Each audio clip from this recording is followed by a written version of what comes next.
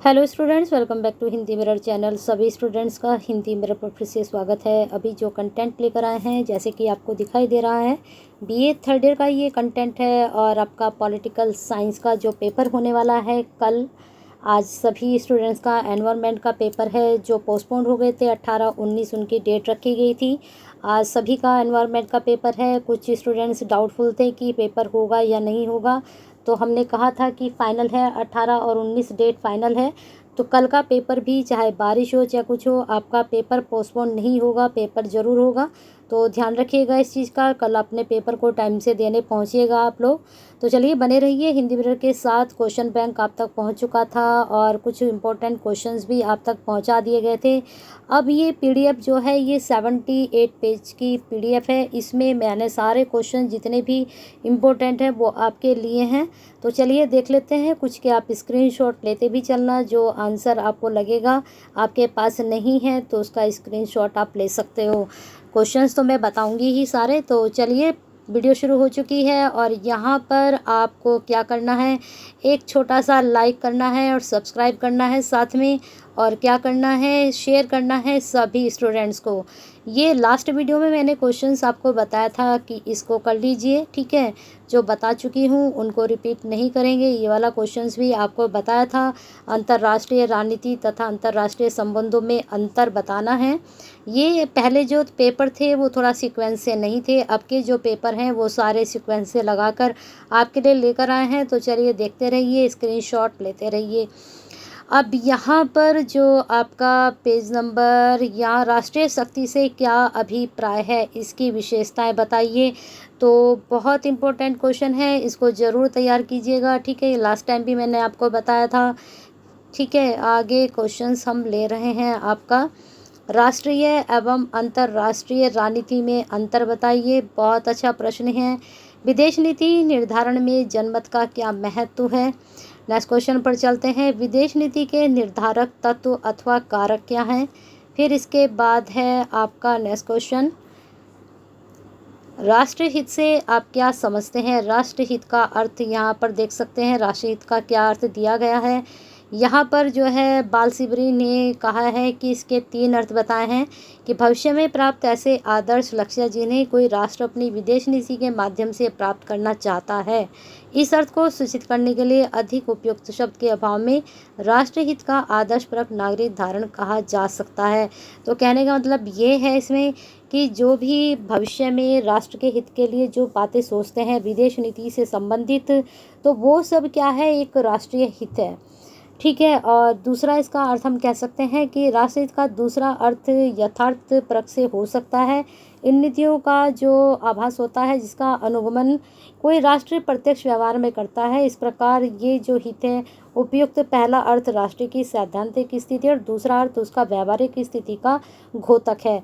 यानी कि जो इस वक्त देश में है और वो कैसी सिचुएशन है उसको हम कैसे डेवलप कर सकते हैं विदेश नीति के द्वारा, या अपनी कोई राष्ट्रीय नीति इस प्रकार की चलाएं जिससे हमारा देश तरक्की करे। तो वही सब क्या है, एक राष्ट्रहित होता है, ठीक है।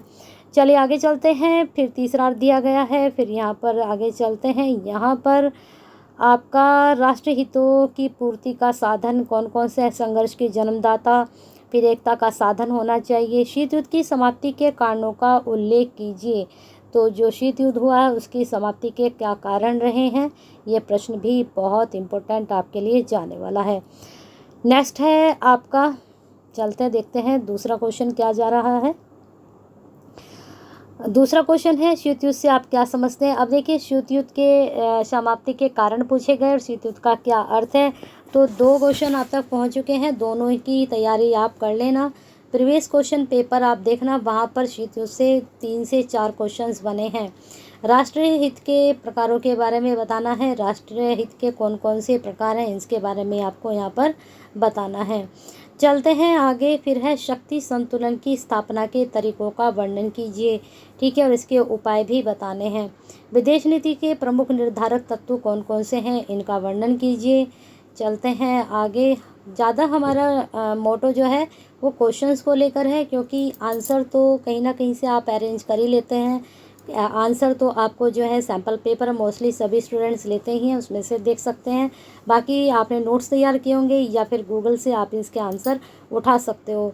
बात होती है कि कितने क्वेश्चंस हमें पढ़ने हैं, कितनी यूनिट्स हमें कवर करनी है। कोई क्वेश्चन हमारे लिए 100% है, कोई क्वेश्चन हमारे लिए 70% है।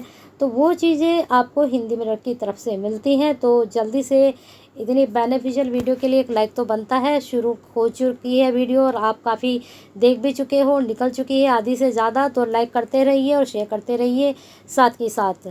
फिर है युद्ध के कारणों का वर्णन करो। युद्ध किन कारणों से होता है? मनोवैज्ञानिक कारण, सांस्कृतिक कारण, आर्थिक कारण। यहाँ पर थोड़ा ये शॉर्ट में है, इसको आप लॉन्ग वे में भी तैयार कर सकते हो। अंतर्राष्ट्रीय राजनीति से आप क्या समझते हैं? ठीक है, इस प्रश्न का उत्तर पहले ही आ चुका है। कूटनीति के विभिन्न रूपों का, इसको आप करना चाहे कर लीजिएगा, नहीं तो रहने दीजिएगा। लेकिन अंतर्राष्ट्रीय राजनीति 100% कीजिएगा, विदेश नीति 100% कीजिएगा। विदेश नीति और गृह नीति एक दूसरे के अनुपूरक है, अनुपूरक है, पूरक नहीं अनुपूरक है, तो ये आपको बताना है। फिर है यहाँ पर प्राथमिक हित और गौण हित पर संक्षिप्त टिप्पणी लिखिए, या फिर राष्ट्रीय हित की अवधारणा पर एक आलोचनात्मक। राष्ट्रीय हित भी जरूर तैयार कीजिएगा, ठीक है, और शीत युद्ध भी जरूर तैयार कीजिएगा। यहाँ से क्वेश्चन आपका 100% आएगा। चलिए आगे चलते हैं। अंतर्राष्ट्रीय राजनीति में विचारधारा के महत्व को समझाइए। ठीक है, अंतर्राष्ट्रीय राजनीति में जो हमारी विचारधारा है उसकी भूमिका कितनी महत्वपूर्ण है। विचारधारा तो मुझे लगता है हर क्षेत्र में ही बहुत महत्वपूर्ण है। जैसे विचार होंगे वैसे ही आप काम लेकर चलते हैं। आगे है विदेश नीति के लक्ष्य तथा उद्देश्यों की विवेचना कीजिए। विदेश नीति को भी बहुत अच्छे से तैयार करके जाइएगा, यहाँ से 100% क्वेश्चन बनेगा। टॉपिक उठाइए, क्वेश्चन मत उठाइए। टॉपिक अगर एक कवर 5 से 6 भी टॉपिक आपने कवर कर लिए हैं तो आपका अच्छा पेपर होने से कोई नहीं रोक सकता। जिसमें आपकी विदेश नीति है, राष्ट्रीय हित है, आपका शीत युद्ध है, ठीक है, और अंतर्राष्ट्रीय संबंध है। ये से 4-5 टॉपिक हैं जो आप बिल्कुल करके जाइएगा, क्वेश्चन यहीं से बनने वाले हैं। नेक्स्ट है आपका अंतर्राष्ट्रीय राजनीति का अर्थ एवं उद्देश्य बताइए। फिर है अगला आपका भूमंडलीयकरण ने मूल्यों और तकनीक पर प्रभाव डाला है। इसको आप देख लीजिएगा, क्वेश्चन वैसे ये आया है एग्ज़ाम में। चलिए आगे चलते हैं। फिर क्वेश्चन है आपका विदेश नीति को परिभाषित कीजिए, इसके उद्देश्य बताइए।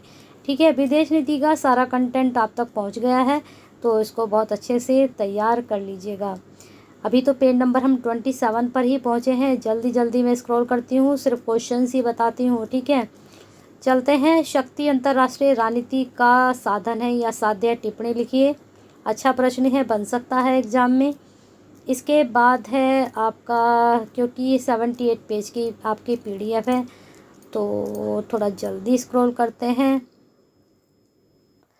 अब देख सकते हैं नेक्स्ट क्वेश्चन, जब तक विश्व राजनीतिक दृष्टि से, ये आप देख लीजिएगा, करना चाहे कर लीजिए, ठीक है। चलते हैं आगे, हम जो हमें लगेगा इम्पोर्टेंट है उसी को हम डिस्कस करेंगे। स्क्रॉल कर रहे हैं आपके लिए। तो क्वेश्चंस, राष्ट्रीय हितों में स्थायित्व परिवर्तन, ये टॉपिक भी सही है। विदेश नीति की स्थापना में विश्व शांति की स्थापना में संयुक्त राष्ट्र संघ की उपलब्धियों का वर्णन कीजिए। संयुक्त राष्ट्र संघ से भी आपके क्वेश्चंस बनेंगे। राष्ट्रीय शक्ति की परिभाषा कीजिए। राष्ट्रीय शक्ति के विभिन्न तत्वों के सापेक्षिक महत्व की विवेचना कीजिए। देखिए यहाँ पर भौगोलिक एवं प्राकृतिक तत्व भी आए हैं राष्ट्रीय शक्ति के, तो इम्पोर्टेंट है वो भी क्वेश्चन आपके लिए। गुट निरपेक्ष 99% यहाँ से क्वेश्चन जरूर बनेगा आपका। गुट निरपेक्ष जरूर तैयार कर लीजिएगा। इससे क्या समझते हैं, इसकी उपादेयता की परीक्षा दीजिए। और इस आंदोलन के अस्तित्व में आया, ये सारा कथन की इसकी आपको विवेचना करनी है, क्या उद्देश्य रहे, क्यों अस्तित्व में इसको लाया गया, ठीक है। चलिए आगे चलते हैं नेक्स्ट टॉपिक या फिर नेक्स्ट क्वेश्चन। यहाँ पर संयुक्त राष्ट्र संघ की सफलताएं, ठीक है, ये भी तैयार कर लीजिएगा। चलते हैं अगले पेज पर। कितने पेज हो चुके हैं? 47 पेज हो चुके हैं। नेक्स्ट क्वेश्चन आपका देख लेते हैं क्या बनने वाला है। अब यहाँ पर प्रथम तथा द्वितीय शीत युद्ध में अंतर भी आप कर सकते हैं। इसके बाद है आपका नए शीत युद्ध के कारण बताओ तथा पुराने शीत युद्ध में इसका अंतर बताइए। इतना इम्पोर्टेंट नहीं है, फिर भी आप देख लीजिएगा। चलते हैं गुट निरपेक्ष। गुट निरपेक्ष को बहुत अच्छे से तैयार कीजिएगा, ये मैंने आपको बता दिया है कि इसको आप ज़रूर कर लीजिएगा। एक है शक्ति संतुलन, इसको भी ज़रूर पढ़िएगा, ये प्रश्न भी आपके एग्ज़ाम में बन सकता है 99%। ठीक है, चलिए आगे देख लेते हैं क्या प्रश्न है आपका निकल कर आ रहा है। कितने हमारे पेज रह चुके हैं? अभी हमारे पेज रह चुके हैं 20। अंतर्राष्ट्रीय मानव अधिकार पर एक निबंध लिखिए। प्रश्न कई बार रिपीट हुआ है, चेक कर सकते हैं इसको आप एक बार, जो प्रीवियस क्वेश्चन पेपर आप तक पहुंच चुके हैं। ठीक है, चलिए आगे देख लेते हैं और कौन सा क्वेश्चन आपका निकल कर आ रहा है। सार्क, सार्क से भी आप कर सकते हो क्वेश्चंस। ठीक है, कुछ क्वेश्चंस जो है लास्ट यूनिट से ज़्यादा यहाँ पर दिखाई दे रहे हैं, तो इनको आप अच्छे से देख लेना। दक्षेश के सिद्धांत, ये भी आप कर लेना, इसकी स्थापना, इसके उद्देश्य। ठीक है, सार्क भी कर लेना, संयुक्त राष्ट्र भी कर लेना। कुछ शीत युद्ध तो 4-5 टॉपिक तो बिल्कुल मैंने आपको बताए हैं। राष्ट्रीय हित, शीत युद्ध, विदेश नीति, अंतर्राष्ट्रीय संबंध।